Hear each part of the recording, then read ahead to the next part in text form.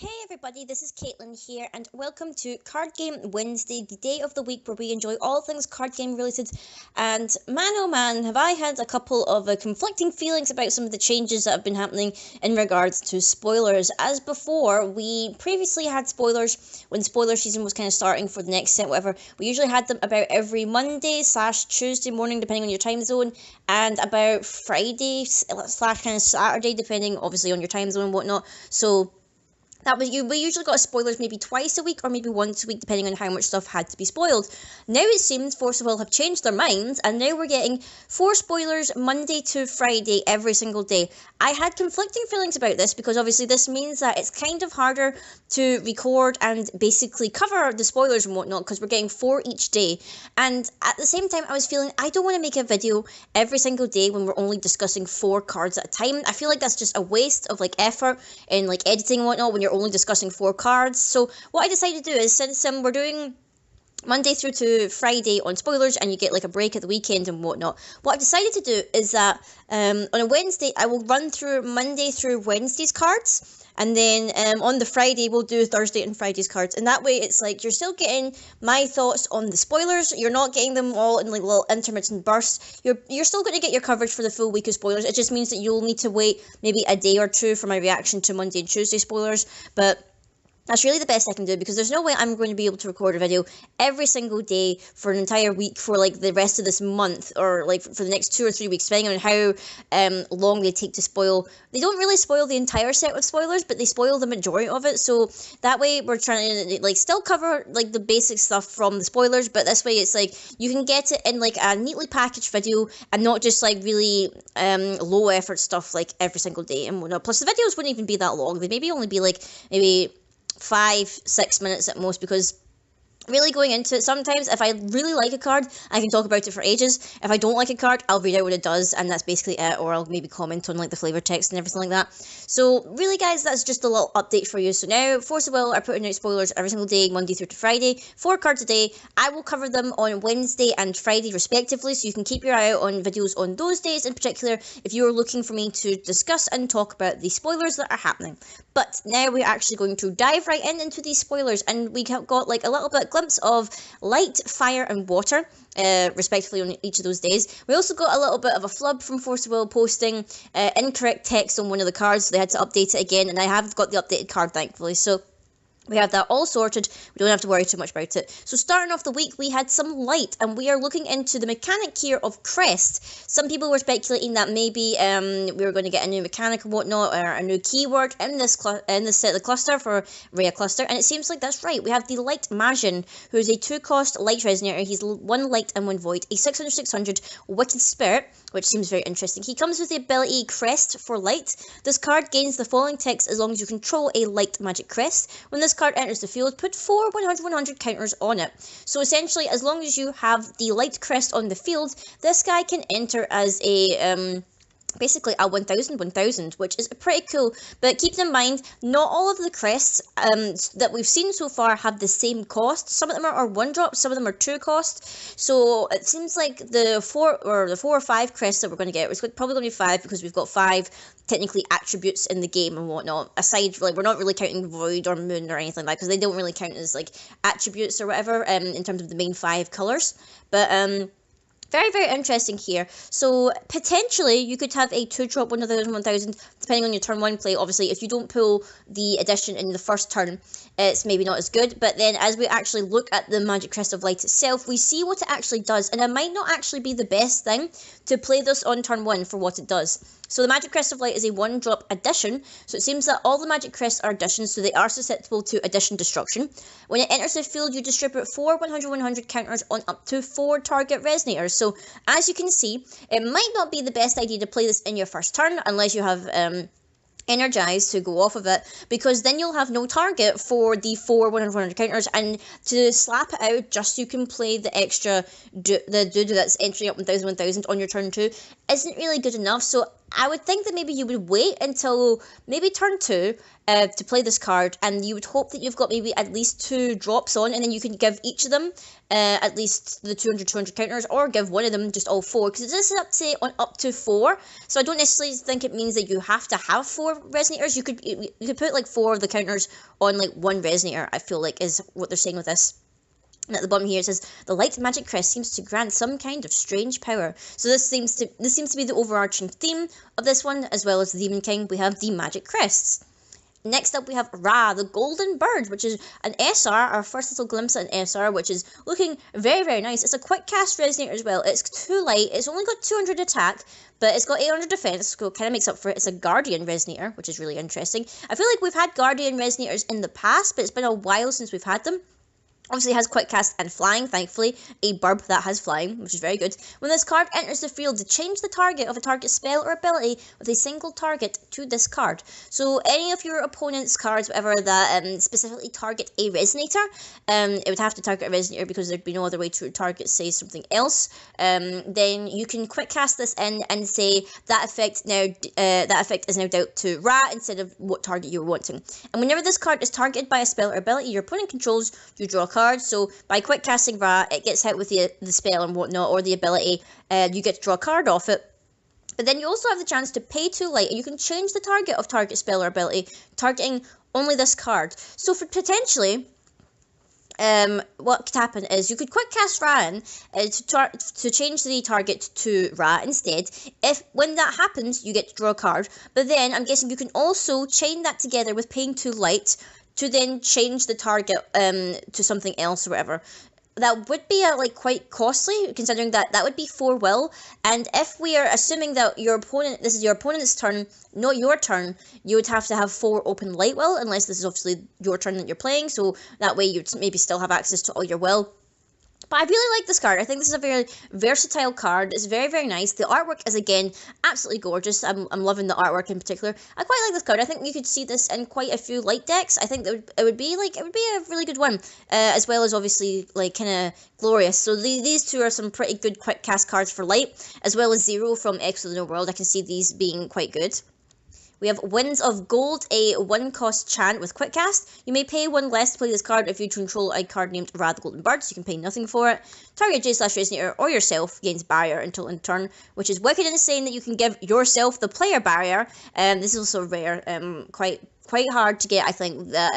Getting specific rares in the rare cluster now is a bit harder, so it might be a bit harder to get this card, but I feel like if you are playing Ra, you definitely want to play this card. This card is very, very good. Moving swiftly on to the fire one now, and we have our first look at our first ruler / J ruler for this set. It is Willssir, the Archmage, and quite a few people pointed out that Willssir has been mentioned in the lore before. He is apparently the one who taught the 6 sages. He is apparently their teacher, even though he's looking quite demonic here. So I'm not quite sure whether we truly are in an alternate timeline, or whether we are truly in the past. Maybe Willssir was evil before he was good, because he seems to be doing some demonic stuff here with all his followers. He is a wizard. He has a judgment of 5, which is all attributes. His energize is only for fire, though. Rest a recovered magic crest you control. Produce 1 will of an attribute shared with the crest rested this way. Spend this will only to do this card's judgment, so you can only use this ability for the judgment of this card. You may pay the attribute cost of wicked spirits and magic crests with fire will. So that's your way around it, is that you can have the different coloured crests and whatnot, but you can only pay them with fire will, and it's only on this side, because when he judgments, he loses this ability, which I feel like this is quite a common attribute with fire rulers in particular. If they have some kind of colour fixing on their ruler side, they seem to lose it when they judgment, which is a little bit off-putting for some fire rulers, J rulers, but I digress. When he flips, he becomes Willssir, King of Demons, a 1500, which is kind of scary. When he enters the field, you may put a Wicked Spirit Resonator from your hand into the field. This card gains swiftness as long as there are 3 or more different attributes among all magic crests you control, and imperishable and precision as long as there are 5 or more different attributes among all magic crests you control. This seems to imply that we may get another attribute, because obviously we have the basic 5. Void and Moon don't technically count as attributes. I mean, this is widely discussed or whatever from different sources, whatnot. People argue they're not attributes that are to be counted within the actual 5 colours. So we may be getting a 6 maybe attribute that might be joining the roster, unless this is maybe just like a misprint or something like that. But I feel like they wouldn't specify 5 or more unless we were getting something new. But anyway, when this card enters the field, whenever it attacks, your opponent puts 3 minus 100 counters on each J/Resonator that they control. Again, this is a really interesting mechanic to give this guy. His judgment cost is quite expensive. I don't know how well it'll do, considering that addition hate is still pretty strong, I feel like. So easily your crests could get destroyed unless you manage to protect them and whatnot. But very, very interesting. He has got quite a decent chunk of attack and defense, but obviously it costs a lot to judgment him and whatnot. So I'm not too sure. I'm not too sure what I feel about him, considering that he's a wizard / wicked spirit. He's meant to be the king of demons, yet he doesn't have the demon attribute. I'm not too sure, not too sure. Next up, we have the Fire Magian, which I'm guessing we're going to get a Magian of every element here. He's a 1 cost, a 400/400 Wicked Spirit. He has Crests for Fire, so as long as you control the Fire Magic Crest, when he enters the field, it deals 600 damage to target player or J/Resonator, which is really good for a 1-drop, but consider, as we go on, the Magic Crest of Fire is actually a 2-drop itself, so this kind of balances how the light crest was a 1 cost, but the magic crest of fire is a 2 cost. When this card enters the field, it deals 600 damage to target Resonator, so not a J/Resonator. So that way, it's like some of the crests will have different costs and everything, probably varying in depending how good their actual effect is, and obviously how they relate to Willssir here. Finally, we're going to be looking at our water lost the word there. Our water spoilers. I don't know why I forgot the word spoiler there. I'm just staring at this card and I was just thinking how beautiful the butterfly is, and it distracted me. We're looking at the water spoilers that came out today, and we're getting a look at this lovely SR edition, which is also a treasury item. So maybe that plays a little hint into maybe we'll see more treasury items, because maybe Kaguya is going to be making an appearance in this set. I have no idea. We have Duplication Mirror here, which is a 4-cost edition. Pretty hefty cost for an edition here. As this card enters the field, choose a non-magic stone, non-J ruler entity. This card enters the field as a copy of that entity. So this is really, really bizarre. So because it specifies entity, I am wondering if this means that you can either copy, say, another edition. You could copy a Resonator. You can't copy a J ruler, and you can't copy a magic stone. So potentially, an edition or a Resonator is what you could copy. I'm pretty sure they said that gems don't count as entities. They are considered their own separate thing. So you wouldn't be able to pick a gem or something like that. But I find this really, really interesting, considering that if you can choose crests, you could probably, like, since they are an addition as well, you could choose a crest if you wanted. Why you would pay 4 when most of the crests cost less is another thing entirely. But I feel like this is going to have some use. This is going to have some major plays here. Next up, we have the Magic Crest of Water, funnily enough. This one's a 1-drop as well. When this card enters the field, you draw a card.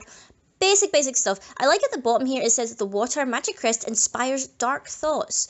Kind of strange that it's the water one that is dark thoughts. I would have thought that would have been reserved solely for the Magic Crest of Darkness, but maybe that's stereotyping a little bit too much. And next up, we have the Water Magian, who seems to be the same character that we're seeing on the artwork of the Magic Crest of Water, which I think is quite a nice connection.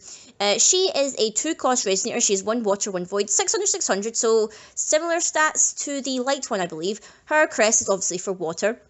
As long as you have the Water Magic Crest out on your field, when this card enters the field, you draw a card. So basically, as long as you've got that on the field, you're getting 2 card draws, one from the crest and one from the crest ability of the Water Magian, which is very, very nice. And then next up, we have this Quick Cast card, which honestly, I really, really like. It is Shayla's Return. It is a 1-cost Quick Cast. Return target Resonator with total cost 4 or less to its owner's hand.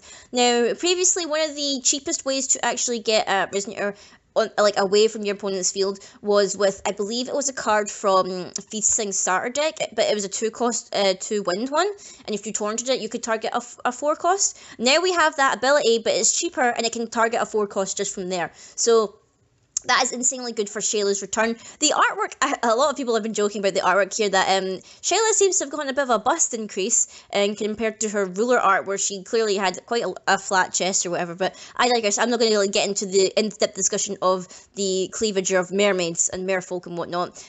some artists prefer to draw them in different styles. It's just the way it works, guys.